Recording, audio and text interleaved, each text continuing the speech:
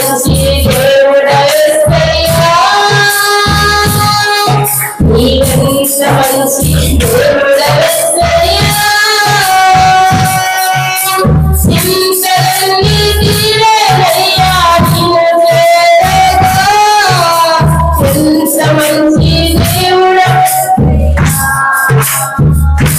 నా చింతలన్నీ తీరేనయ్యా నిన్ను చేరగా ఎంత మంచి దేవుడవేసయ్యా నా చింతలన్నీ తీరేనయ్యా నిన్ను చేరగా ఎంత మంచి దేవుడవేసయ్యా ఎంత మంచి దేవుడవేసయ్యా నీవెంత మంచి దేవుడవేసయ్యా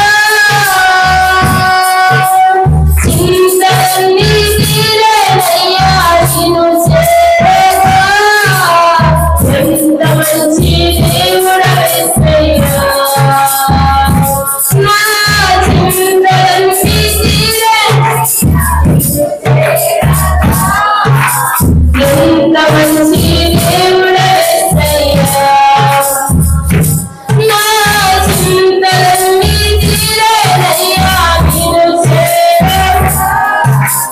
ఎంత మంచి దేవుడవేసయ్యా నా చింతలన్నీ తీరేనయ్యా నిన్ను చేరగా ఎంత మంచి దేవుడవేసయ్యా నా చింతలన్నీ తీరేనయ్యా నిన్ను చేరగా ఎంత మంచి దేవుడవేసయ్యా ఎంత మంచి దేవుడవేసయ్యా నీవెంత మంచి దేవుడవేసయ్యా ఎంత మంచి దేవుడవేసయ్యా నీవెంత మంచి దేవుడవేసయ్యా చింతలన్నీ తీరేనయ్యా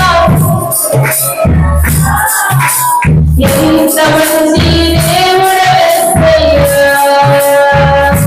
నా చింతలన్నీ తీరేనయ్యా ఎంత మంచి దేవుడవేసయ్యా వేరావినైనా నీవు దూరంగా కాలిపోగా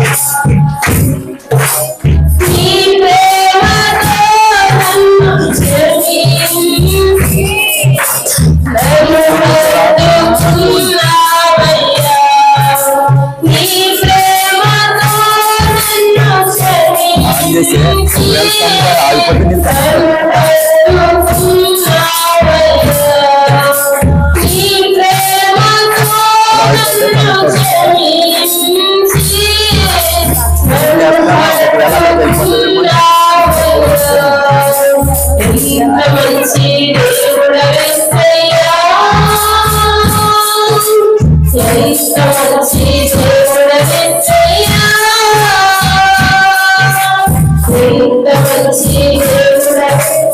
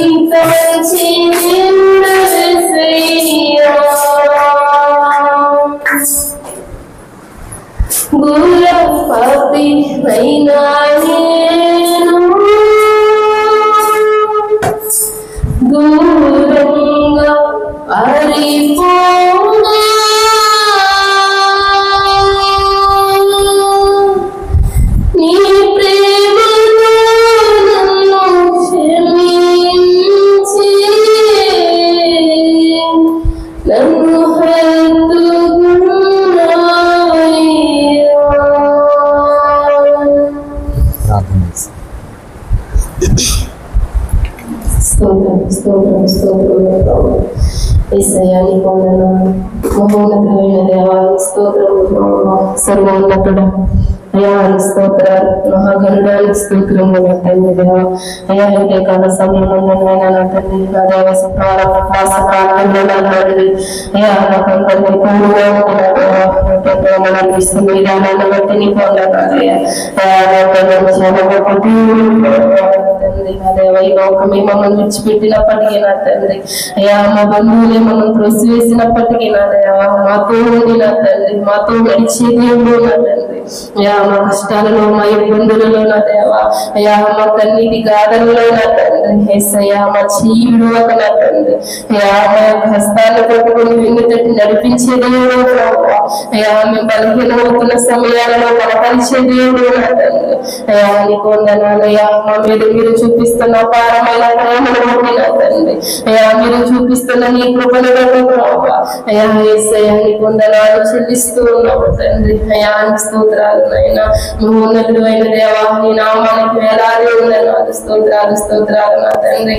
అయ్యా ముందుల సమయాన్ని అంతటి మీకు అప్పగిస్తూ ఉన్నాను అయ్యా. మీ దాసులు వాక్యాన్ని వెతుకొచ్చి ఉండగా నాతో మా అందరితో మీరు మాట్లాడండి అయ్యా. మమ్మల్ని అందరినీ దర్శించండి ప్రభావ. ఉదయకాల సమయం బలమైన నీ వాక్కు ద్వారా నా తండ్రి ప్రతి ఒక్క బిడ్డని దర్శించమని అయ్యా. సమస్త మహిమ ఘనత ప్రభావం నీకు ఆరోపిస్తూ ప్రభువా సర్వోన్నతుడైన యేసయ్య నామములో అడుగుచున్నాము తండ్రి. ఆమేన్.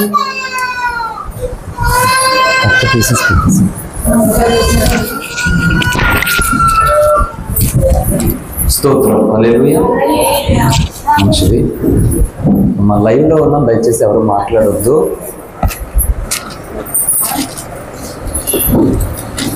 స్తోత్రం. హల్లెలూయా.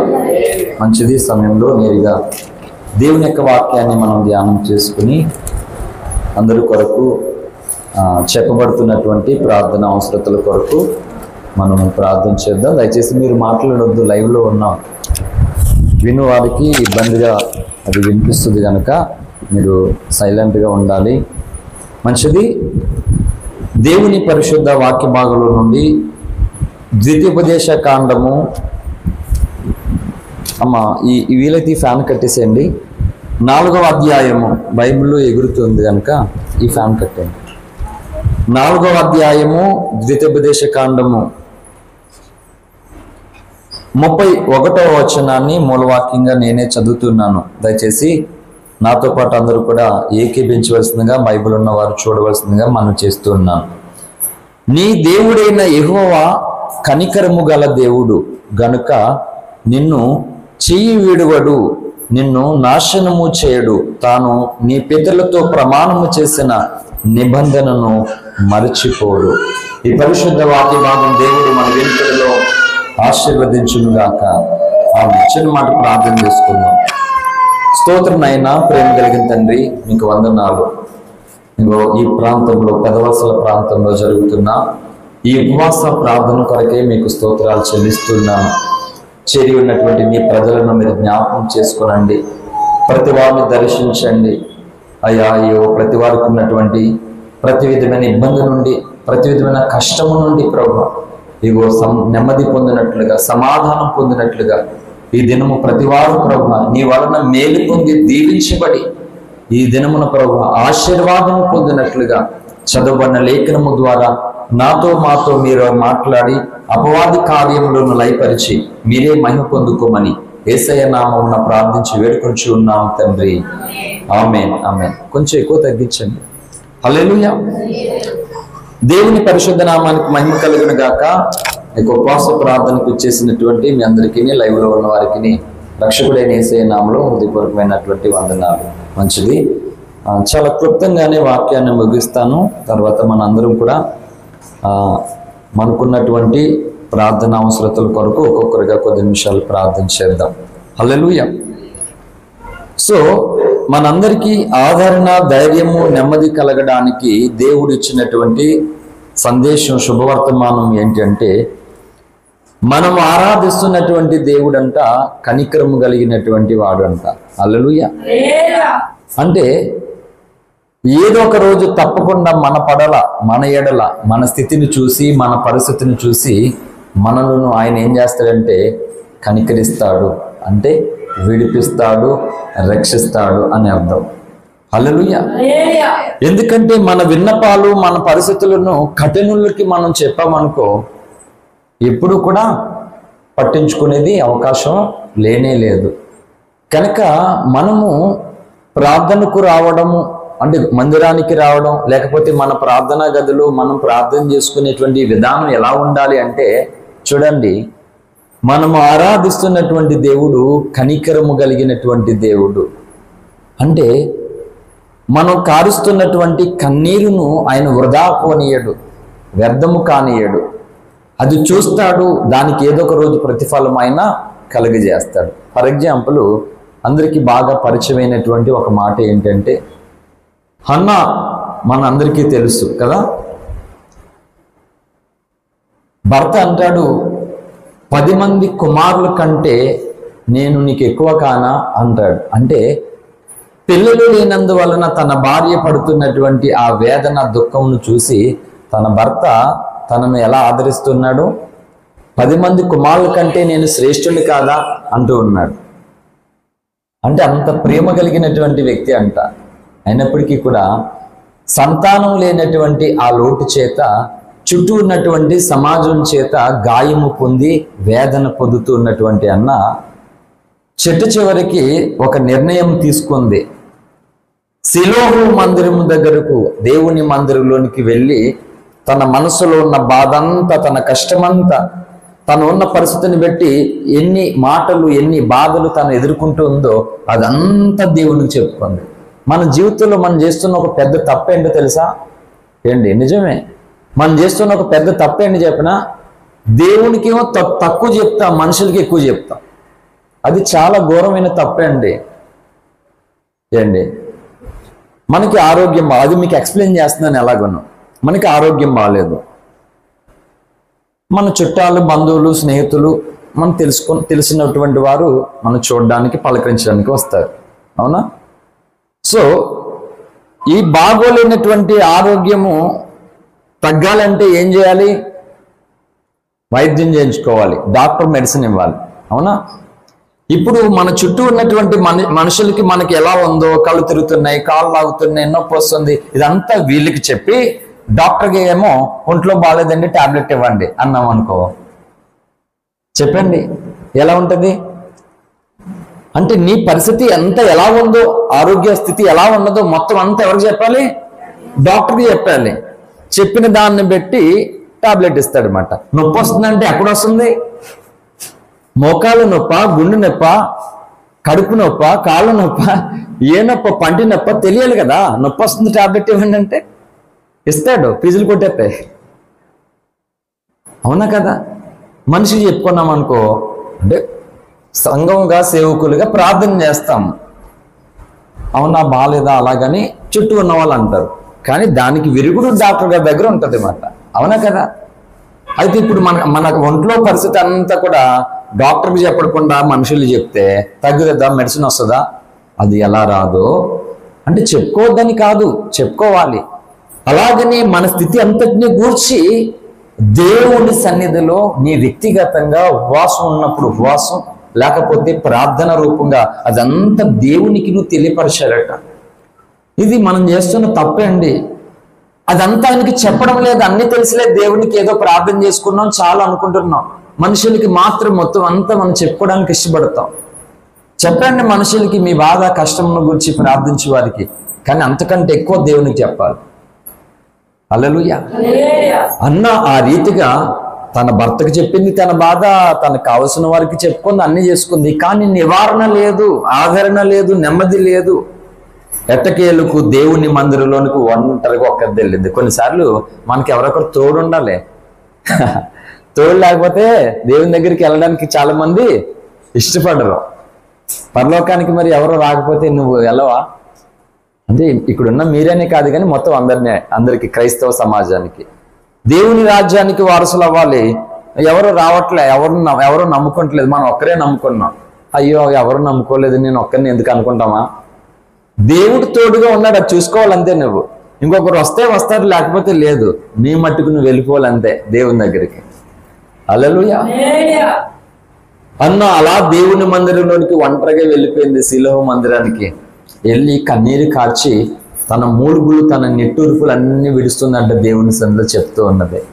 చివరికి ఇప్పుడు చెప్పిన లేఖన ప్రకారంగా అన్న ఆరాధించే దేవుడు ఎలాంటి వాడు అంటే కనికరము కలిగిన దేవుడు. హన్నాను కనికరించాడు అంటే అర్థం ఏంటి? దేని కొరకైతే నలిగిపోతుందో, దుఃఖపడుతుందో, వేదన పడుతుందో ఆ స్థితిని తీసివేసి తనకు కావలసినది దేవుడు అనుగ్రహించాడు. హల్లెలూయా. ఈ కాన్సెప్ట్ తో మన ప్రార్థనలో మనం గడపాలి మాట. ఈ కాన్సెప్ట్ తో మనం దేవుని మందిరానికి రావాలి. కనుక మనం ఆరాధిస్తున్న దేవుడు కనికరము కలిగినటువంటి దేవుడు. నీ కన్నీరు చూస్తాడు, నిన్ను ఎరుగుతాడు, ఆయన అంతా చూస్తాడు మాట. కనుక ఆయనకు మనం ఏమి చెప్పుకోకపోతే ఆయన ఎలా కనికరిస్తాడు చెప్పండి? కనికరిస్తాడా? అందుకని దేవుడు కనికరించే విధముగా మనము ఆయన ఎడల మనము ప్రజెంట్ చేయాలి, కనబడాలి. మన ప్రార్థనలు ఆయన చెవికి వినబడాలి మాట. మనం ఆయనకి కనబడాలి, మన ప్రార్థన ఆయనకి వినబడాలి. రెండు చేయకపోతే ఆయన కనికరాన్ని మనం అనుభవించలేము. హల్లెలూయా. కనుక అద్భుతమైనటువంటి మాట. ఇక్కడికి వచ్చే వరకు కూడా ఏ వాక్యం చెప్పాలో కూడా నాకు తెలియదు. రాత్రి 2 గంటలకు వచ్చాను మావిడాడి నుండి. 2 గంటలకు వచ్చిన తర్వాత పడుకునేసరికి నేను లేట్ అయ్యింది. మరలా త్వరగానే లెగిసిపోయి నిద్ర అంతంత మాత్రానే. ఏదేమైనప్పటికీ కూడా మరి ఇక్కడ ఈ దినం ఉపవాస ప్రార్థన జరగడానికి దేవుడు అవకాశం ఇచ్చాడు. ఇలా అందరూ కూడుకోవడానికి కృప చూపించాడు. కనుక మనం అందరం ఈ రోజు దేవుని కనికరాన్ని పొందుకునే వెళ్ళాలి. హల్లెలూయా. వెళ్ళాలా లేదా? అమ్మా నువ్వు వెళ్ళాలా లేదా? వెళ్ళాలంటే గొలుసు నాకు ఇచ్చేవని గుండె జారిపోతుంది మాక్కకి. అల్లలు ఎన్నిసార్లు అడుగుతున్నాను, నాకు సిగ్గులేదు అడగడానికి, ఆమెకి సిగ్గులేదు ఇవ్వడానికి. అడుగుతున్నాడని ఫోన్ ఇచ్చేద్దామని కూడా అనిపించట్లేదు ఆమెకి. నేనైనా ఫోన్ ఇత్తలేదు కదా మానేద్దామని నాకు అనిపించట్లేదు. ఏంటో ఇవంతా నువ్వు చెప్పమ్మా. దేవునికి స్తోత్రం. నీ దేవుడైన యెహోవా కనికరము గల దేవుడు గనుక ఏం చేస్తాడంటే ఆయన నీ చెయ్యి విడువడు. సో అంశం ఏంటి అంటే నీ చెయ్యి విడువని దేవుడు. ఇది మన అంశం. హల్లెలూయా. అంటే మన చెయ్యిని అనేకులు ఈ లోకంలో పట్టుకున్న వాళ్ళు వదిలేస్తారు. నీకు తోడుగా ఉంటాను, నీతో ఉంటాను, నీ కొరకు ప్రాణం ఇస్తాను, నీ కొరకు ఏమైనా చేస్తాను అని రాజకీయ నాయకులు వాగ్దానాలు లాగా ఎన్నో వాగ్దానాలు మనం అనుభవించాం చాలా మంది ద్వారా. తీరా పరిస్థితి వచ్చేసరికి ఏం చేశారంటే చెయ్యి విడిచిపెట్టేశారు. కనుక చెయ్యి విడవని దేవుడి దగ్గరికి మనం వచ్చామండి. అందుకనే ఒకవేళ మన పరిస్థితులు అంతంత మాత్రమై ఉండొచ్చేమో కానీ మనం ఆరాధిస్తున్న దేవుడు మాత్రము అనంత శక్తి కలిగిన వాడు. హల్లెలూయా. రావాల్సిన ఆయన దగ్గరికి వచ్చాం, మనం కరెక్ట్ ప్లేస్కే వచ్చాం. మనం ఎవరి ఎద్దుకు మనం రావాలో ఆయన ఎద్దుకే మనం వచ్చాం. కానీ ఆయన చెయ్యి మనల్ని విడవద్దు అంట. ఇప్పుడు చెప్పండి, దేవుని చెయ్యి మనల్ని విడవకూడదు అంటే మనం ఏం చేయాలి? అంటే దేవుని చెయ్యి మనం పట్టుకోవాలి. ఫర్ ఎగ్జాంపుల్ ప్రతి ఊరికి ఒక్కొక్క ధనవంతులు ఉంటారు కదా. అలాగే నాకు చూసుకుంటే ఒకవేళ అందరూ వచ్చి అలా ఊర్లో ఉన్నటువంటి వారు ధనికులు బలవంతులు నీ దగ్గరికి వచ్చి ఎలా ఉన్నావు, నువ్వు బాగున్నావా, హ్యాపీగా ఉన్నావా, ఏమన్నా కష్టం ఉందా అని అడుగుతారా? వాళ్ళ పనులు వాళ్ళు బిజీ ఉంటారు. ఒకవేళ నువ్వు ఏమైనా మాట్లాడడానికి వెళ్ళినా దొరకకపోవచ్చు, దొరకచ్చు. ఒకవేళ దొరికినా నీకు అంత సమయాన్ని ఇవ్వకపోవచ్చు. కానీ ఈయన ఇస్తాడు, నువ్వు సమయం ఇస్తే. ఈయన సమయంకి నువ్వు ఇస్తే సమయం, లోకమేమో మనకి సమయం ఇవ్వదు అండి. నా కొరకు చాలా డబ్బు ఖర్చు పెట్టారు అందరూ హాస్పిటల్ కొరకు. ఉఫిరే గారు, సంఘాలు, చాలా మంది తెలిసిన సేవకులు ఏంటి. తర్వాత సీఎం రిలీఫ్కి అంటే మన హాస్పిటల్కి ఖర్చు అయినటువంటి దాంట్లో మనకు కొంత అమౌంట్ ₹1,00,000 ఖర్చు అయిందనుకో, ఒక 40,000 సీఎం రిలీఫ్ ఫండ్, 40% లేదా 50%, 60%, లక్షలు అయితే 60,000, 50,000 ఇలా మనకి రిటర్న్ వస్తుంది అన్నమాట గవర్నమెంట్ ద్వారా. ఆ ఫండ్ కొరకు నేను అప్లై చేశాను హాస్పిటల్ ఖర్చు పెట్టిన దానికి. మా అమ్మ చనిపోయినటువంటి 3 నెలలు కాకినాడలో చెల్లి దగ్గర శిరీష దగ్గర ఉంటూ వీళ్ళు ఎంత ఆడుకున్నారంటే నాతో 3 సార్లు అమలాపురం కాకినాడ నుండి బండి వేసుకుని శిరీష స్కూటీ వేసుకుని నేను వెళ్ళడం, వాళ్ళు అబద్ధాలు చెప్పడం, రకరకాలు చేయడం, చివరికి రాకుండా చేసేసారు నన్ను కొంతమంది నాయకులు, రాజకీయ నాయకులు.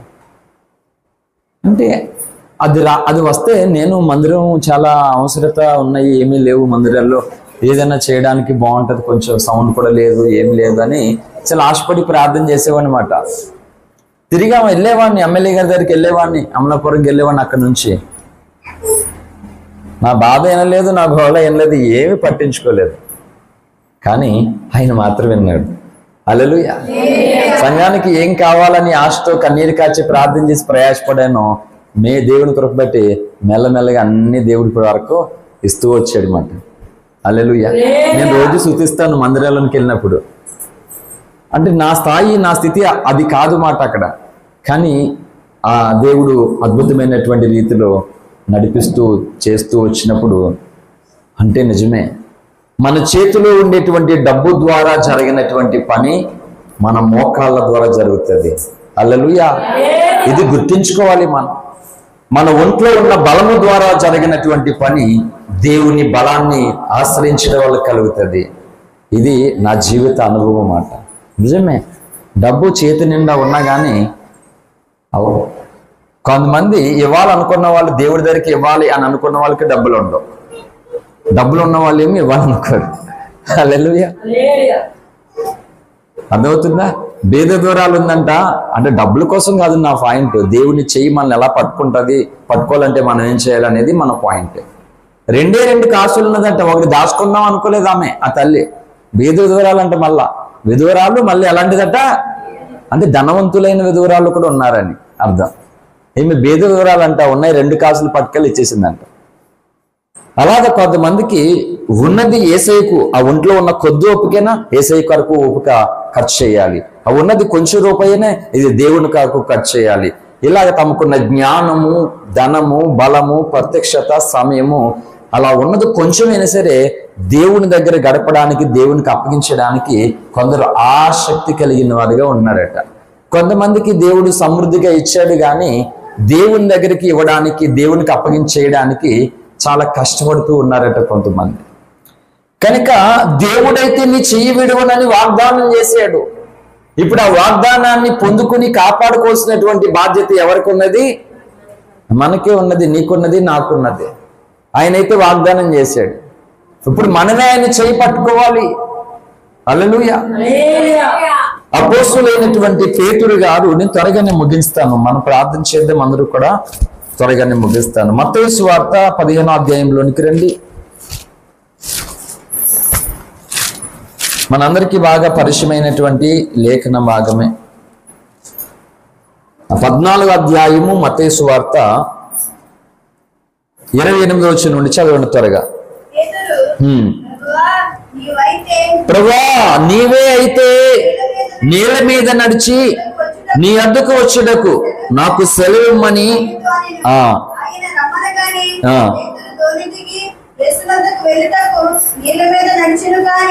గాలిని చూచి భయపడి మునిగిపోసాగి ప్రభువా నన్ను రక్షించుమని కేకలు వేశాను.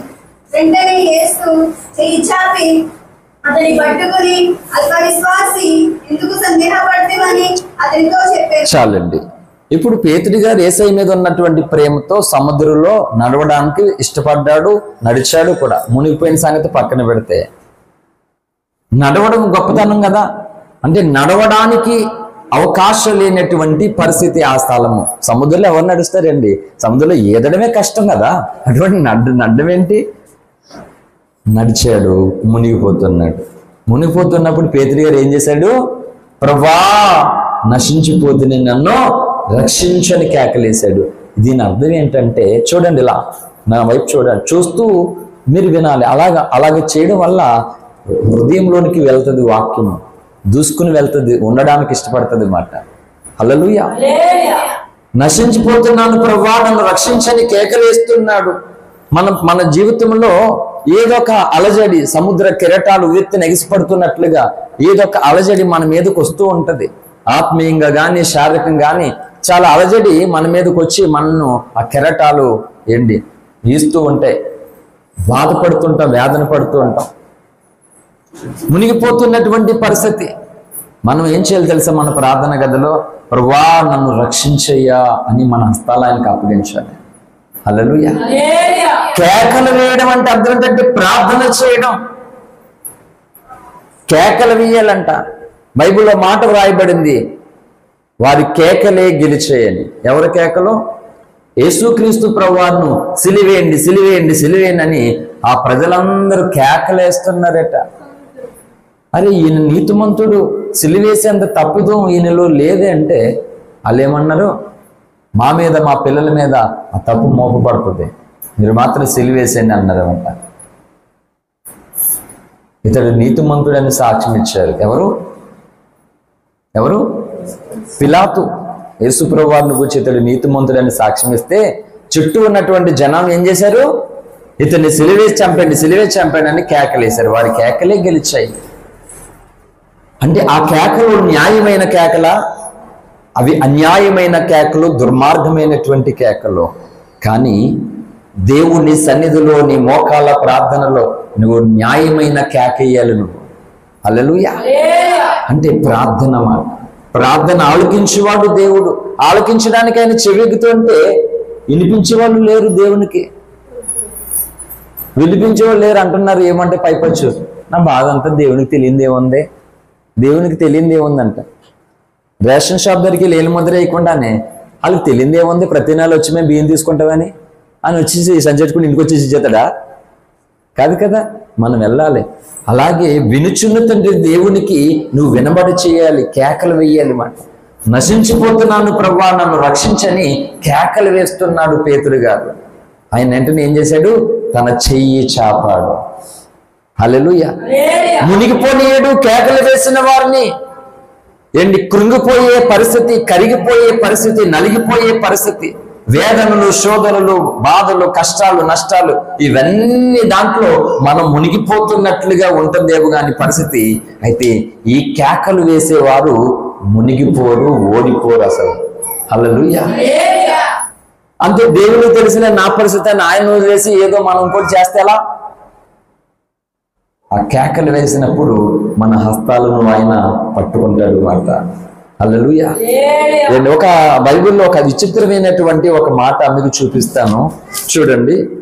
ముగింపులోనే ఉన్నాం. మనం చెప్పాను కదా షార్ట్ మెసేజ్ అని. ఆదివారాలు చంపేస్తున్నాను, మళ్ళీ శుక్రవారం వచ్చి కూడా అంతసేపు చెప్పేసాను అనుకో. హల్లెలూయా. ఆదికాండం 22వ అధ్యాయం 10వ వచనం త్వరగా చదవండి. అప్పుడు అబ్రాహాము తన కుమారుని వధించుటకు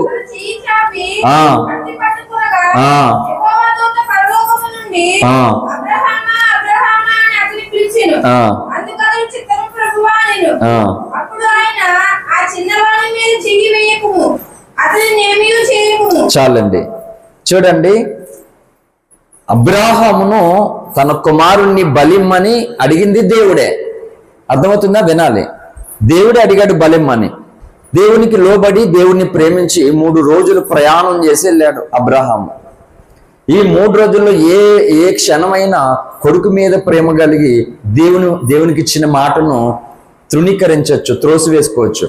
కానీ చెప్పిన స్థలం నుండి వెళ్ళే వరకు కూడా అబ్రాహాము దేవుని మాటకు కట్టుబడి ఆ ప్రేమకు లోబడి, అందుకే 3 రోజులు ప్రయాణం పెట్టాడు దేవుడు.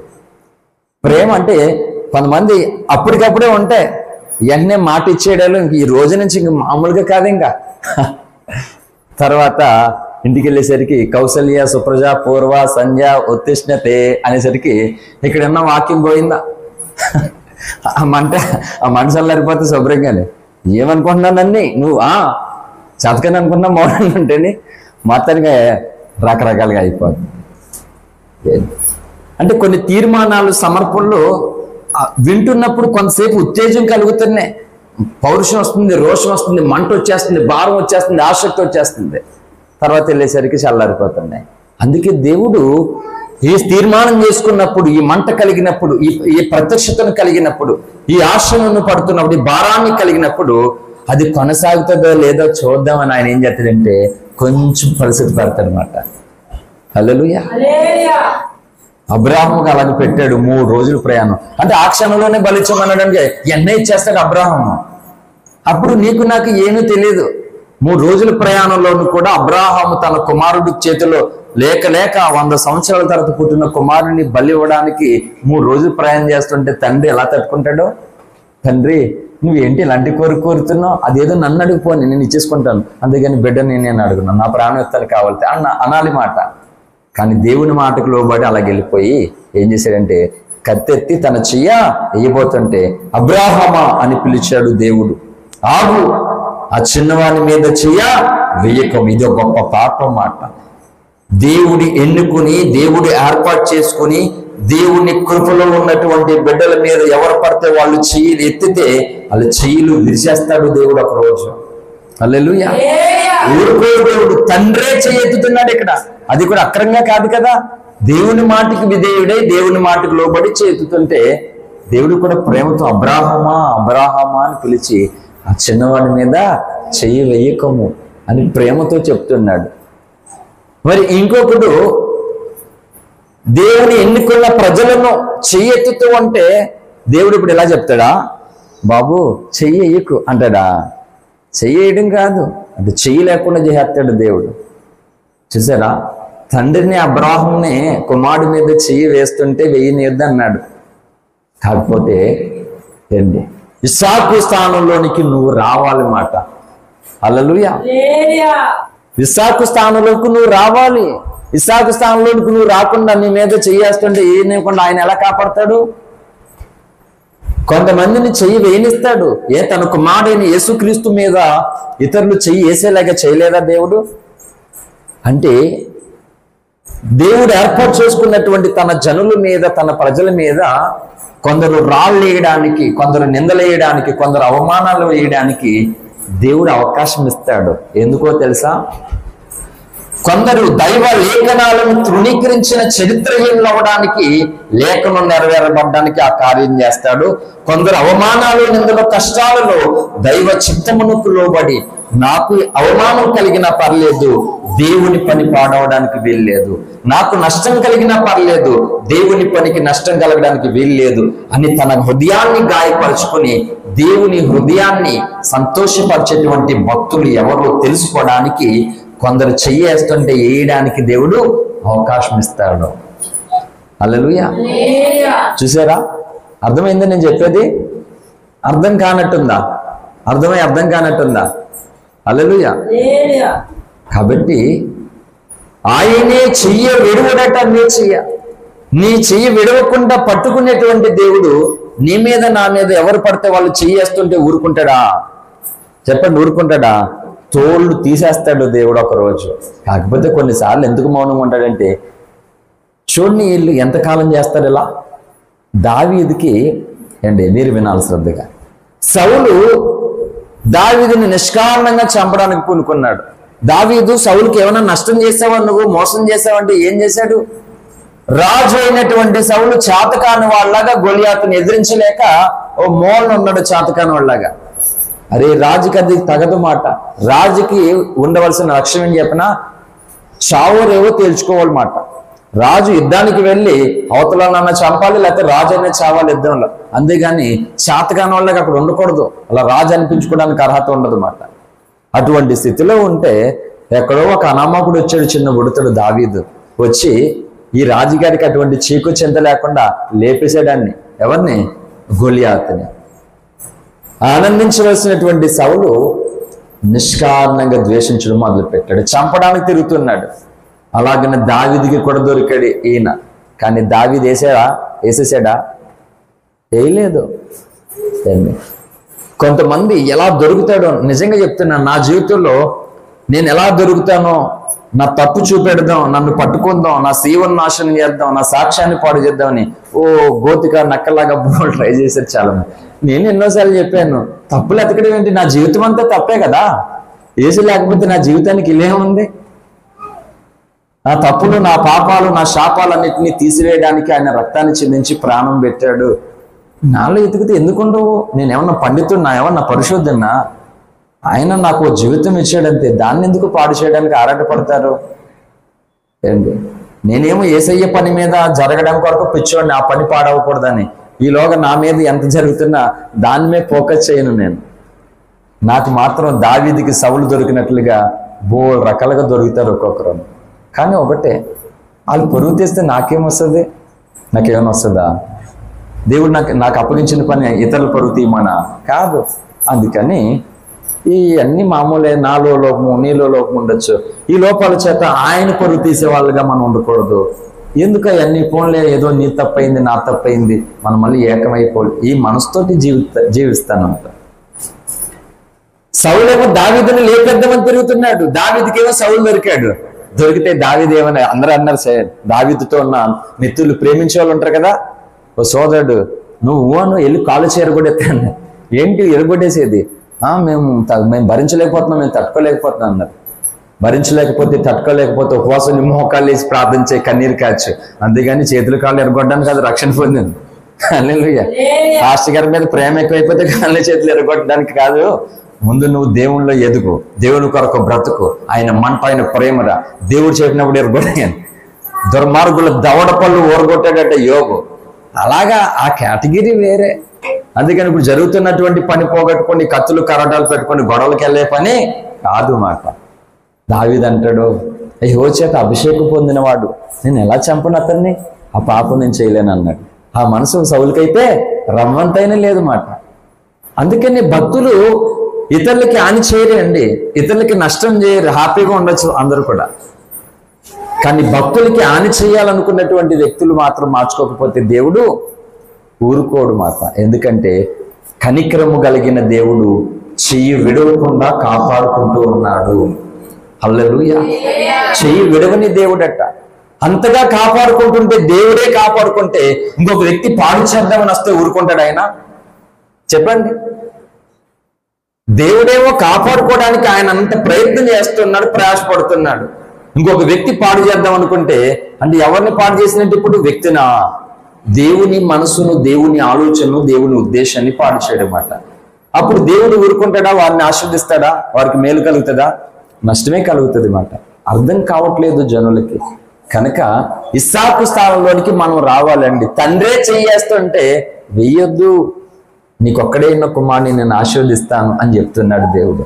కాబట్టి ఎవరైనా ఒకవేళ నీ మీద చెయ్యేస్తూ ఉంటే, అంటే చెయ్యేస్తున్నా అంటే కొట్టడం ఇదైనా కాదు, లేనిపోనివన్నీ నీ మీద వేస్తుంటే, ఏంటి నిన్ను తృణీకరిస్తుంటే, నిన్ను చులకనగా చేస్తుంటే, నిన్ను బాధపడుతుంటే, నిన్ను ఇబ్బంది పెడుతూ ఉంటే దేవుడు చూస్తాడు. కానీ నువ్వు మాత్రం ఆయన కనికరాన్ని పొందే విధంగా ఏం చేయాలంటే కేకలు వేయడం మాత్రం ఆపకూడదు. హల్లెలూయా. నీ పని ఏంటి? కేక వేయడం. నశించిపోతున్నానయ్యా.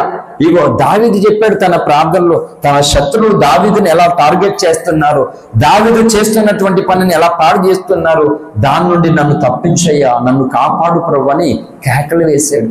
అలాగా ఒక మాట చెప్తున్నాను, నీకు ప్రార్థనకి వెళ్ళడానికి అవకాశం లేదా? ఎవరు దానికి కారణం?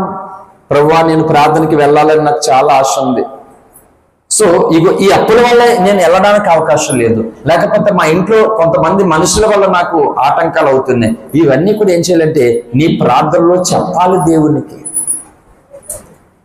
ఇవన్నీ కూడా దేవునికి ప్రార్థనలో చెప్పాలి. అవి మనం చెప్పకపోతే ఎలా? దాన్ని గుర్చిన బాధ, తండ్రి ఇది నాకు అడ్డుగా ఉందయ్యా, నేను వెళ్ళాలనుకుంటున్నాను, ఈ సమస్య నన్ను వెళ్ళనివ్వడం లేదు అని దాని గురించి నువ్వు కన్నీరు కార్చాలి, ఉపవాసం ఉండాలి. అన్న అనుభవం అదే. అన్న ఏడ్చింది, బాధపడింది, ప్రయాసపడింది, కన్నీరు కార్చింది. హల్లెలూయా. కాబట్టి నీ దేవుడైన యెహోవా కనికరము కలిగినటువంటి దేవుడు గనక నీ చెయ్యి విడువడు, నిన్ను నాశనము చేయలేడు. ఇది జరగాలంటే ఏం చెయ్యాలి అని చెప్తూ ఉన్నాను. త్వరగా ముగించుకుందాం. చూడండి ఆ మూల వాక్యం దగ్గరలోనే అది 10వ వచనం చదవండి. ఈ సంగతులన్నీ నీకు సంభవించిన తర్వాత నీకు బాధ కలిగినప్పుడు అన్ని దినములలో నీకు నీ దేవుడైన యెహోవా వైపు తిరిగి ఆయన మాట వినేలా నీ దేవుడైన యెహోవా కనికరముగా దేవుడు కనుక నిన్ను చేయును. ఆమేన్. హల్లెలూయా. ఏం చేయాలంట మనము అండి? ఏం చేయాలి? ఆయన మాట వినాలంట. ఈ సంగతులన్నీ అంటే ఏ సంగతులు? అక్కడ చెప్పింది లేఖనం. చూడండి 27 నుంచి చదువుతున్నా. మరియు యెహోవా జనములలో మిమ్మల్ని చెదరగొట్టును, యెహోవా ఎక్కడికి మిమ్మల్ని తోలివేయను అక్కడికి జనములలో మీరు కొద్ది మందే మిగిలి ఎందురు. అక్కడ మీరు మనుషుల చేతి పని అయిన రాతి దేవతలను పూజించెదరు. అవి చూడవు, వినవు, తినవు, వాసన చెడు. అయితే అక్కడ నుండి నీ దేవుడి యెహోవాను మీరు వెదికిన ఎడల మీ పూర్ణ హృదయముతోనూ పూర్ణాత్మతోనూ వెదుకున్నప్పుడు ఆయన నీకు ప్రత్యక్షమగును. ఈ సంగతులన్నీ నీకు సంభవించిన తర్వాత నీకు బాధ కలుగునప్పుడు అంత్యదినములో నీవు నీ దేవుడైన యెహోవా వైపు తిరిగి ఆయన మాట వినిన ఎడల నీ దేవుడైన యెహోవా కనికరము గలన దేవుడు కనుక నిన్ను చేయవేడు. హల్లెలూయా. దేవుని వైపు తిరగాలంట మనం. అంటే రక్షణ పొందాం, గుడికి వెళ్తున్నాం, మరి ఇంకేం తిరగాల? తిరిగినట్టు కాదంటే కాదు. అంటే కొన్ని చెప్పాడు, విగ్రహారాధన కొన్ని చెప్పాడు. ఇప్పుడు నువ్వు చేయకపోవచ్చు, కానీ దేవునికి నచ్చనిది, దేవునికి విరోధమైనటువంటి దాన్ని నువ్వు కలిగి ఉంటే అదొక విగ్రహమే. అర్థమవుతుందా? మన చేతులతో మొక్కడం చేయడం మానేసాం. కానీ కొంతమందికి ధనం పిచ్చి నుండి దేవుణ్ణి వదిలేసుకుంటారు. అదేమంటారు దాన్ని? అదొక విగ్రహారాధన అని చెప్పింది బైబిల్. హల్లెలూయా. అలాగా దేవుని వైపు తిరగకుండా నువ్వు లోకములో ఈ విధమైనటువంటిది దాన్ని నువ్వు కొనసాగిస్తున్నప్పుడు ఆయన నిన్ను పట్టుకోవడానికి అవకాశం ఉండదు. అందుకే మీరు చూడండి, దేవుడు ఎవరిని పట్టుకుంటాడు, దేవుడు ఎవరిని కోరుకుంటాడు? ధనవంతులనా, బలవంతులనా, గొప్పవారిన, ఆరోగ్యవంతులన ఇళ్ళని కాదు. ఎలా అంటే వయసుతో సంబంధం లేదు. ఎవరైతే వారు దేవుని తట్టు చూస్తారో, దేవుని వైపు తిరుగుతారో వారందరినీ ఆయన పట్టుకుంటాడు అంట బాబు. హల్లెలూయా. కనుక వయసుతో సంబంధం లేదు ఇక్కడ. దేవుని వైపు ఎవరైతే తిరుగుతారో వారిని పట్టుకుంటాడట. మరి దేవుని మాట నువ్వు వినకపోతే, దేవుని మాటకే నువ్వు లోబడకపోతే, ఎన్ని వాక్యాలన్నా వింటావు, ఎన్ని సాక్ష్యాలన్నా వింటావు, కానీ నువ్వు దేవునికి వైపు తిరగకపోతే, దేవునికి లోబడకపోతే నీ చేయి పట్టుకుంటాడు ఆయన? చెప్పాలి, పట్టుకోడు. అందుకే చెప్తున్నాను, ఆయన కనికరము కలిగినటువంటి దేవుడు నిన్ను కరుణించే వరకు కూడా నీవు ఈ విధానాన్ని, అంటే ఆయన వైపు తిరిగి పూర్ణ హృదయంతో పూర్ణ ఆత్మతో ఆయనను వెదకాలంట. ఆయన ఆధారం కావాలి. ఎన్నో మార్లు చెప్పాను. భయంకర నొక్కబోతలో ఏం కావాలి? మంచి బిర్యానీ కావాలి. కావాలా? ఏం కావాలి? చల్లని గాలి కావాలి అండి. బాగా దాహం, నాలుగు ఎండిపోతుంది, అప్పుడు ఏం కావాలి? అప్పుడు కూడా బిర్యానీ కావాలి. వంటదా? నీళ్ళే కావాలి. అంటే చూసారా, అక్కడ జరుగుతున్నటువంటి పరిస్థితిని బట్టి ఇంకోటి చేస్తే కాదు. ఆ సమయానికి అదే కావాలి. చాలా ఆకలేస్తుంది, బంగారు బిస్కెట్లు తెచ్చి ప్లేట్ నిండా వేసి ఇచ్చామట. ఆకలేస్తుంటే బంగారు బిస్కెట్లు తింటాడా ఏంటి? ద గోల్డెన్ కింగ్ అని నేను 8వ తరగతి చదువుతున్నప్పుడు ఇంగ్లీష్లో ఒక లెసన్ ఉండేది. 2003 ఆ టైంలో నేను చదువుతున్నప్పుడు ఇంగ్లీష్లో golden king, the golden king అని ఒక పాట ఉండేది. అంటే బంగారు రాజు. అతడు దేవుణ్ణి ఒక వరం అడిగాడు. ఏంటి ఆ వరం అంటే, నేను ఏది ముట్టుకుంటే అది బంగారం అయిపోవాలని కోరుకున్నాడు అన్నమాట భగవంతుని. దేవుడు ఆ వరం ఇచ్చాడట అతనికి. ఆ వరాన్ని పనిచేస్తుందో లేదో చూసుకున్నాడు, వెళ్ళి ఇలా ముట్టుకున్నాడు, అయ్యి బంగారం అయిపోయింది. వావు, హ్యాపీ అన్నమాట, చాలా సంతోషంగా ఉన్నాడు. మొత్తం అన్ని ముట్టుకున్నాడు, ఒకటి అంతా బంగారం అయిపోతుంది. బంగారు రాజు. అప్పుడు ఎవరు ఇక్కడ, తినడానికి ఆహారం వడ్డించము అని కూర్చున్నాడు. రాజుగారు కదా, చక్కటి పంచభక్ష పరిమాణాలన్నీ కూడా ఉన్నాయి. ఈరోజు కూరేం వండలేదని అంటారా రాజుగారి దగ్గర? ఎవరండి కూర వండకపోయిందేంటి?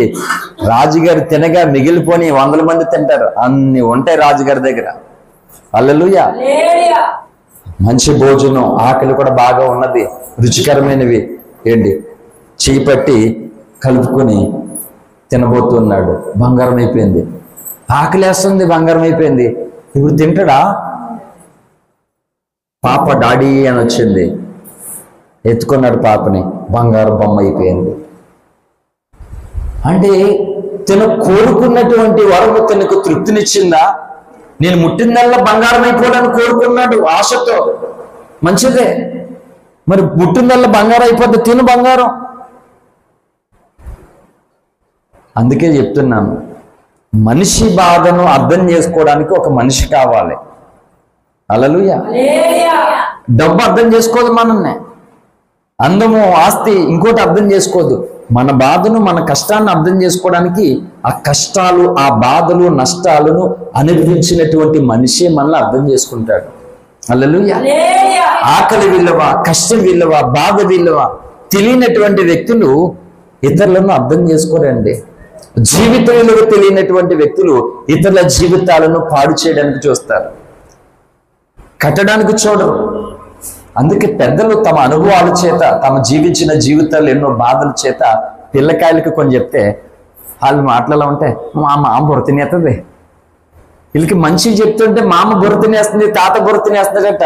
అందుకే కుటుంబాలలో పెద్దల్ని చక్కగా చూసుకోవాలి, వాళ్ళు చక్కగా ఉండాలి, వాళ్ళ అనుభవాలు, వాళ్ళ మాటలు ఏంటి, వాళ్ళు బ్రతికి ఉండడం మంచిది కుటుంబాలకని చెప్తూ ఉంటానమాట. ఏ దిక్కు లేకపోతే ఎవరు మనకి మంచి చెడ్డ చెప్పే వాళ్ళు ఎవరు ఉంటారు? అందుకే నేను చెప్తున్నాను, నీవు నేను ఆరాధిస్తున్నటువంటి దేవుడు మానవ హృదయ రహస్యాలు ఎరిగినటువంటి దేవుడు. నీ కష్టం నా కష్టం, నీ బాధ నా బాధ, మన అన్ని బాధలు ఎరిగినటువంటి వాడు అంట దేవుడు. హల్లెలూయా. భూమి మీద ఆయన ఈ లోక కళ్యాణము కొరకు ఈ భూమి మీదకి ఆయన వచ్చినప్పుడు 33.5 సంవత్సరాలు జీవించి ఈ భూమి మీద ఒక మనిషి ఎలాంటి బాధలు కలిగి ఉంటాడో అన్ని బాధలు దేవుడు కలిగి ఉండి అందరి బాధలను, అందరి శాపమును, నాశనమును విడిపించడానికి, తీసివేయడానికి ఇన్ని బాధలు పొంది అందరి కొరకు తన పరిశుద్ధ రక్తాన్ని చిందించాడు ఆయన. ఆ పరిశుద్ధ రక్తము ద్వారా మానవ జాతికి పాప విమోచన కలుగుతూ ఉంది మాట. హల్లెలూయా. అవసరాన్ని బిడ్డ చెప్తాను, పురాణాలలో దేవతలు, దేవుడు, ఈ రాక్షసులు అమృతం కొరకు మాకు కావాలి, అమృతం మాకు కావాలని అనే ఒక కథ చెప్పారు పెద్దలు. చివరకు అమృతం వచ్చిన తర్వాత దాన్ని పంచడానికి శ్రీకృష్ణుడి దగ్గరికి వెళ్తే ఇది నేను పట్టుకోవడానికి యోగ్యుని కాదు అన్నాడు ఆయన. ఎవరు? మరి ఆయనే యోగ్యుడి కాకపోతే ఎవరు దాన్ని పట్టుకుని ఇవ్వగలరు? నేను పురాణాలు చదివాను, నా దగ్గర మా ఇంట్లో ఉన్నవి, చిన్నప్పుడు ఆ కథలన్నీ మా తాత ద్వారా విని నేర్చుకున్నాను. నేను కొంచెం ఎదిగిన తర్వాత ఆ సంగతులను నేను చదివి నేర్చుకున్నాను. అందుకే ప్రజలకు, సమాజానికి సత్యము ఇది, పరమాత్మను చేరుకోవడానికి ఇగో మోక్షానికి మార్గము ఇది, మానవ పాప విమోచన కొరకు అర్పింపబడినటువంటి బలి ఇది అని స్పష్టముగా లేఖన ఆధారాలతో న్యాయమైనటువంటి దాన్ని ప్రజలకు తెలియపరుస్తూ ఉన్నాం. కష్టం ఇల్లు తెలిసిన వాళ్ళు ఇతర కష్టాలను ఎలా అర్థం చేసుకుంటారో మన కష్టాలన్నిటినీ కూడా ఎరిగినటువంటి దేవుడు. ఎందుకంటే ఆయన ఈ భూలోకానికి వచ్చినప్పుడు మనం అనుభవించవలసిన కష్టాలన్నీ ఆయన ఈ భూమి మీద పొందాడు. అందుకని దేవుడు ఏం చేస్తాడంటే, కఠినుడు కాదు, నా దగ్గరికి నువ్వు ఎందుకు వచ్చావు, పో, నన్ను తిట్టావు కదా నువ్వు, ఒకప్పుడు నా మీద కోప్పడ్డావు కదా నువ్వు, పో, నా దగ్గరికి రావద్దు అనేవాడు కాదు. ఆయన ప్రేమతో చేర్చుకునేటువంటి వాడు అంట. హల్లెలూయా. రమ్మని పిలిచేవాడు. మత్తయి 11:8 ప్రకారంగా భారం మోసుకుని పోతున్న సమస్త జనులారా నా యొద్దకు రండి. అనేక భారాలు ఉన్నాయి. అప్పులనే భారము, అనారోగ్యం అనేటువంటి భారం, అవమానం అనే భారము, మనశ్శాంతి లేదనేటువంటి భారం, అనేక రకాల భారం చేత మానవుడు నలిగిపోతూ, కృంగిపోతూ, కరిగిపోతూ చివరికి ఏమనుకున్నాడంటే భరించలేక ఏ నుయ్యో గొయ్యో చూసుకుని చచ్చిపోవాలనుకుంటూ ఉన్నాడు. మన తాళరేవు సంత మార్కెట్లో పెద్ద కొట్టు ఉంటుంది, కౌంటర్ వాళ్ళ కొట్టు, మనందరికీ బాగా తెలుసు. ఆ స్టూడియో పక్కనమాట పెద్ద ఆయన చేతి నిండా ఉంగరాలు, పెద్ద పెద్ద ఉంగరాలు ఉండేవి మాట. ఇద్దరు అన్నదమ్ముల షాపులు ఉంటాయి కదా. ఆ పెద్ద ఆయన చాలా కోటీశ్వరులు, చక్కటి ఆస్తి ఉంది. యాను రేవులోనికి వెళ్ళి తన సెల్ ఫోను, తన చేతి గోల్డ్ ఉంగరం, మెల్లో చైన్ అన్ని తీసి కచ్చిపులో అక్కడ పెట్టి ఆ గోదావరిలో మునిగి చచ్చిపోయాడు ఆయన. కారణం ఏంటి తెలుసా? ఏదో ఒక అనారోగ్యం వచ్చిందంట, చాలా హాస్పిటల్కి వెళ్ళారంట. డాక్టర్ గారు చెప్పారంట, నీ ఆస్తి అంతా కూడా ఖర్చు పెట్టినా కానీ నీ రోగం తగ్గదు అని చెప్పారట డాక్టర్లు. ఎంత డబ్బైనా ఖర్చు పెట్టడానికి రెడీగా ఉన్నాడు ఆయన. డాక్టర్ చెప్పారట ఇలాగని చివరికి ఆలోచన చేసుకున్నాడు. తన్నాళ్ళు బండి తీసుకుని బయలుదేరి వెళ్ళాడు యానం గోదావరి దగ్గరికి. అక్కడ పెట్టాడు అన్నీ, మునిగి చనిపోయాడు ఆయన. అదే చెప్తున్నాను. అంటే ఆ స్థితి నుండి నన్ను ఇంకెవరు రక్షించలేరు, ఇంకా ఏ డాక్టర్ వల్ల కాదు. 2 తెలుగు రాష్ట్రాలతో పాటు అమెరికా డాక్టర్లు కూడా నా చిన్న ప్రాయం నుండి 30 సంవత్సరాలు వేల మంది డాక్టర్లు నన్ను చెకప్ చేసి చెప్పిన మాట ఏంటంటే బ్రతకడు. ప్రపంచంలో ఏ మూలకు తీసుకెళ్ళినా సరే ఏ డాక్టర్ బతికించాడు ఈ అబ్బాయిని, చచ్చిపోతాడని 30 ఏళ్ళ క్రితమే డాక్టర్లు చెప్పారు నా కోసం. చెప్పిన డాక్టర్లు అనేకులు చచ్చిపోయారు, నేను బ్రతికే ఉన్నాను ఇంకా. అంటే డాక్టర్లు చెప్పిన విధానం ప్రకారంగా చనిపోవాల్సిన పరిస్థితి, అటువంటి రోగమే. కానీ ఏంటంటే మనుషుల వల్ల కానివి, మనుషులు విడిపించలేనివి దేవుడు విడిపించగలడు, దేవుడు రక్షించగలడు, ఏదైనా చేయగలడు. అందుకని ఆయన కనికరగలిగినటువంటి దేవుడు, కరుణిస్తాడంట ఆయన. నువ్వు కఠినంగా ఉండకూడదు, నువ్వు కనికరం అయిపోడు మాట. హల్లెలూయా, కనికరిస్తాడంట ఆయన. అప్పుడు ఏం చేస్తాడంటే కనికరం కలిగిన దేవుడు గనుక చెయ్యి వెడవుడు అంట, చెయ్యి వెడవుడు. ఆయన వైపు తిరగాలి, తిరిగిన ఎడల ఆయన నీ చెయ్యి విడవకుండా నిన్ను పట్టుకుంటాడట. అందుకని నీ చెయ్యి విడువని దేవుడు. అందరూ విడిచేయచ్చు నీ చెయ్య, ఎవరైనా విడిచచ్చు నీ చెయ్య. ఒక ఆయన చాలా కష్టపడి పెళ్ళి అయిన తర్వాత భార్య చదువుకోవాలనుకుంటుందంటే, ఉద్యోగం చేయలేండి, పరిస్థితి బాగాలేదు కదా, ఉద్యోగం చేస్తాను, కొంచెం ఎంతో చదువుకున్నాను కదా, మీరు కొంచెం కోఆపరేట్ చేస్తే నేను అనుకున్నది చేస్తాను, చక్కగా మన ఫ్యామిలీ బాగుంటుందంటే భర్త కువైట్కి వెళ్ళాడట. కువైట్కి వెళ్ళి అక్కడ ఎంతో గుడ్లా కష్టపడి డబ్బులు సంపాదించి ఇంటికి పంపించి భార్యని చదివిస్తుంటే ఆమెకి గవర్నమెంట్ ఉద్యోగం వచ్చిందంట. హల్లెలూయా. గవర్నమెంట్ ఉద్యోగం వస్తే తీరా కోటి ఆశలతో కుటుంబాన్ని, భార్య పిల్లల్ని కలుసుకోవడానికి బయలుదేరి వచ్చిన వ్యక్తికి ఏంటంటే ఇంకొక వ్యక్తితో ఉంటుంది. నువ్వెవరో నాకు తెలీదు, నీతో నేను ఉండను, నాకు ఈ వ్యక్తి కావాలంతే, నీకు సంబంధం లేదు, లేకపోతే కేసు పెడతాను నేను మీద. ఇప్పుడు చెప్పండి ఆయన బాధ ఏం చెప్పుకోవాలి? ఈరోజు ఏ బంధమైనా, ఏ రిలేషన్ అన్నా భయంకరమైన పరిస్థితుల్లో ఉన్నాయి. నమ్మించి గొంతుకొస్తున్నారు, ఒకరినొకరు మోసం చేసుకుంటున్నారు, ప్రేమలు ఆవిరైపోతున్నాయి, కనికరం లేదు. అయ్యో నిన్ను మన దాకా మనం కలిసి తిరిగాం, ఫోన్లో ఏదో తెలుసో తెలియక ఏదో తప్పయింది, దీనికి వీళ్ళు చంపేయాలా, దీనికి వీళ్ళు శిక్షించేలా, దీనికి వీళ్ళు పరువు తీసేవాలా, ఫోన్ నేను ఒక అవకాశం ఇద్దాం అనే మనసు రావట్లేదు. కొంతమంది ఏమో అలా ఎన్ని అవకాశాలు ఇచ్చినా మంచోళ్ళు చాతకానతనంగా తీసుకుని రకరకాలు చేసుకుంటున్నారు. నిజానికి తప్పు దిద్దుకునేటువంటి వారికి ఏమో అవకాశాలు ఉండలేదు, దిద్దుకోలేని వారికి ఏమో బోల్డ్ అవకాశాలు ఉంటున్నాయి. ఇస్తేనేమో వాళ్ళు దుర్వినియోగం చేసుకుంటున్నారు. వీళ్ళేమో ఒక్క అవకాశం ఉంటే చాలు మార్చుకుంటాను అన్న వాళ్ళకి ఏమో అవకాశం లేదు. అందుకని యేసుక్రీస్తు ప్రభువారు ఈ భూమి మీద ఉన్నటువంటి మానవాళికి ఎన్నో అవకాశాలు ఇచ్చాడు. ఎందుకంటే నరకం అంతకంటే ఘోరమైనది, అక్కడికి నువ్వు వెళ్ళకూడదు. ఇక్కడ అనేక బాధలతో నువ్వు చనిపోవచ్చు, నా వల్ల కాదు ఇంకా నేను బ్రతకను చచ్చిపోతానని అనుకోవచ్చు. కానీ చనిపోయిన తర్వాత, మరణం తర్వాత ఇంకో భయంకరమైన బాధ ఉంది అక్కడ ఎవరు రక్షించారు నిన్ను? అది చూచాడు కాబట్టి, అది ఎరిగాడు కాబట్టి దేవుడు మనల్ని రక్షించడానికి బోల్డ్ అవకాశాలు ఇచ్చాడు. నేను చెప్తున్నాను, అడవులోకి వెళ్ళిపోయి మర చెట్టు కుదేసుకోవడానికి వెళ్ళిపోయాను. ఎప్పుడు 2001లోనే ప్లేగ్ తీసి లక్షల రూపాయలు హాస్పిటల్ అయిపోయి, నాన్నగారు చనిపోయి, ఏంటి మళ్ళా రోగం నా చిన్న ప్రేగు వచ్చి పాడైపోతే ఇంక మా అమ్మని ఏం బాధ పెట్టను, చచ్చిపోదామని వెళ్ళిపోయాను. అవును, నేను చచ్చిపోతే అమ్మ పరిస్థితి ఏంటి ఇప్పుడు? ఆమె బ్రతుకుతుందా? ఆమె కూడా చనిపోతుంది. అలాగ దాచుకోవడం, మళ్ళీ తట్టుకోలేక బాధ ఎక్కువైపోతుంది. కాకినాడ రైల్వే ట్రాక్ దగ్గరికి వెళ్ళి తలక పెట్టేద్దాం ట్రైన్ కింద వెళ్ళడం. అవును, నేను చచ్చిపోతే అమ్మ పరిస్థితి ఏంటి? ఇలాగా చచ్చిపోదాం అనుకున్న ప్రతిసారి ఎందుకు అమ్మ గుర్తొచ్చేది? 5 సంవత్సరాల ప్రయత్నం, అలాగా 1-2 కాదండి, నిద్ర లేకుండా 5 సంవత్సరాలు మరణం కోసం ప్రయత్నం. ఆ తర్వాత యేసుప్రభు వారు నాకు దొరికాడు. హల్లెలూయా. అలా యేసుప్రభు వారు నాకు దొరికాడు. ఎందుకు? ఆయన కనికరించాడు. నేను ఎంత నలిగిపోయి ఎంత ఏది పడుతుంటే నేను అందరిని పిలిచాను. పొద్దులో పాముని కూడా పూజ చేసి అందరినీ పిలిచాను. కార్తీక మాసాలు జరుగుతున్నాయి. ఇప్పుడు ఎంత నిష్ఠగా నేను చేశాను కార్తీక మాసాలు నాకు బాగా తెలుసు. కారింగ్ ఆ కాలువలో అట్టిబద్దులు నూనె పోసి కొవ్వొత్తు వెలిగించి ఆ ఒత్తులు వెలిగించి వదిలేవాడిని. అందులో తలస్నానం చేసేవాడిని చీకట్లో. చాలా చేశాను, నోములు అన్నీ ఉన్నాయి, మాకు అన్ని చేశాను. చెప్తున్నాను, ఎవరు నన్ను కనికరించలేదు. ఎందుకు? మా అమ్మ చేసిన భక్తి, మా నాన్న చేసిన భక్తి, ఏ ఒక్కరిలో ఎందుకు కనికరం లేదు? ఏం జరుగుతుంది అర్థం కాని పరిస్థితి. కోపం, నాకు దేవుళ్ళు అంటే ఇంకా ఇష్టం, చచ్చిపోతున్న పరిస్థితి. మరి ఎందుకో ఆయన కనికరించాడు నన్ను. ఈరోజు 100 మంది బతుకుతున్నాను నన్ను బట్టి. అంటే నా దగ్గర డబ్బు లేదు పోషించడానికి, కానీ చచ్చిపోవద్దు, నువ్వు బ్రతకాలి అని ఒక ధైర్యం ఇవ్వడానికి ఆయన అవకాశం ఇస్తూ ఉన్నాడంతే. కాబట్టి నిన్ను చెయ్యవేరు అని చెప్పినటువంటి వ్యక్తులను నువ్వు పట్టుకోవాలా, వదిలేసేవాళ్ళా? మోసం చేసేవాడిని ఫాలో అవుతున్నా, మోసం చేసేవాడిని నమ్ముతున్నా, కానీ నిన్ను కాపాడుకుంటున్న వాడిని మాత్రం నువ్వు నమ్మట్లేదు, ఆయనకు అవకాశం ఇవ్వట్లేదు, ఆయన వైపు తిరగడం లేదు.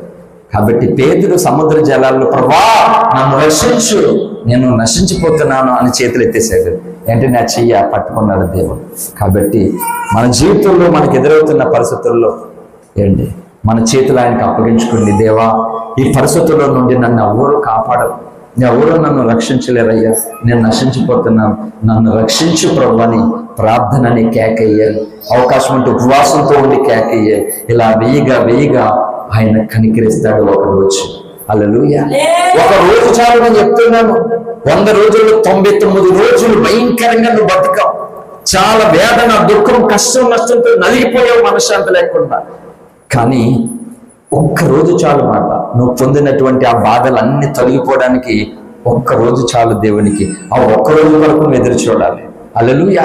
99 రోజులు ఓడిపోయావు, కానీ నిన్ను గెలిపించడానికి దేవుడు ఏర్పాటు చేసిన ఒక్క రోజు, ఆ ఒక్క రోజు కొరకు ఎదురు చూడాలి. అలా నా జీవితానికి ఆ ఒక్క రోజు 2005 ఏప్రిల్ 25 ఒక్క రోజు. హల్లెలూయా. ఆ ఒక్క రోజు నా జీవితంలో దేవుడు అనుగ్రహించాడు. ఈ రోజు 20 సంవత్సరాలు అయిపోయింది. ఆ ఒక్క రోజుకి ఇన్ని సంవత్సరాలు వచ్చింది నాకు. హల్లెలూయా. నేనే ఉండను అనుకున్నాను, నేను 4 అయ్యాను. ఇప్పుడు ఆశ్చర్యపోతారు, ఈయనకి పెళ్ళి అయిందా, పిల్లలు ఉన్నారా, ఈయనే బ్రతకడు అనుకున్నా. చెప్తున్నాను, అలా ఒక్క రోజు నాకు దేవుడు ఇచ్చాడండి. అది ఇన్ని 100 రోజులు అయిపోయింది. కాబట్టి ఆ ఒక్క రోజు కొరకు నువ్వు ఆరాటపడగలిగితే, ఆ ఒక్క రోజు కొరకు నువ్వు ఎదురు చూడగలిగితే, ఆ ఒక్క రోజు కొరకు దేవుని దగ్గర నువ్వు కనిపెట్టగలిగితే దేవుడు త్వరగానే నీకు ఇస్తాడు ఆ రోజు. వెరవడు, నేనందరూ నీ దగ్గర డబ్బు లేదా, ఆరోగ్యం లేదా, బలం లేదా, నువ్వెందుకులే మాకు వద్దులే అని వదిలేసుకోవచ్చు లోకంలో అందరూ నిన్ను. కానీ నువ్వు ఆయన వైపు మాత్రం తిరిగి చూస్తే అందరూ వదిలేసినా కానీ నిన్ను ఆయన వదలడు అసలు. హల్లెలూయా. మా అమ్మ చనిపోయి ఇంకా నన్ను కూడా తీసుకెళ్ళిపోమని ఏడుస్తున్నాను. 25 రోజులు నేను బయటికి రాలే, రూమ్లోనే ఉండిపోయి ఏడుస్తూ ఉన్నాను. దుష్టుడు శోధిస్తూ ఉన్నాడు, చచ్చిపో అని ఒక ప్రేరణ. ఆత్మహత్య చేసుకుని ఎందుకు చనిపోవడం, అదేదో దేవుడే తీసుకెళ్ళిపోమని ఆయన్ని అడుగుదాం. నన్ను తీసుకెళ్ళిపో, నన్ను ఎందుకు బ్రతికించావు, మా అమ్మని తీసుకెళ్ళిపోయి నన్ను ఎందుకు వచ్చావు ఇక్కడ, నేను బ్రతకలేను అమ్మ లేకుండా అని ఏడుస్తూ ఉంటే 2005 ఆగస్టు 31వ తారీఖు రాత్రి, ఆ రోజు గురువారం అర్ధరాత్రి ప్రభు నన్ను దర్శించి నాతో మాట్లాడాడు. నేను విన్నాను యేసు ప్రభు వారు మాటలు మాట్లాడగా నేను విన్నాను. నా ప్రార్థన గదిలో చిన్నగొడ్డ వెంకటపాలెం మా పిన్ని వాళ్ళ ఇంటి కూడా ఉన్నప్పుడు, ఇక్కడ మీ పెదవలసలో నేను ఉన్నప్పుడు, చిన్నవలసలో నేను ఉన్నప్పుడు, హైదరాబాద్లో నేను ఉన్నప్పుడు దేవుడు నాతో మాట్లాడినటువంటి మాటలు ఈ చెవులు విన్నవి, నా హృదయంలో ఉన్నవి. అందుకే నేను బ్రతుకుతూ ఉన్నాను. హల్లెలూయా.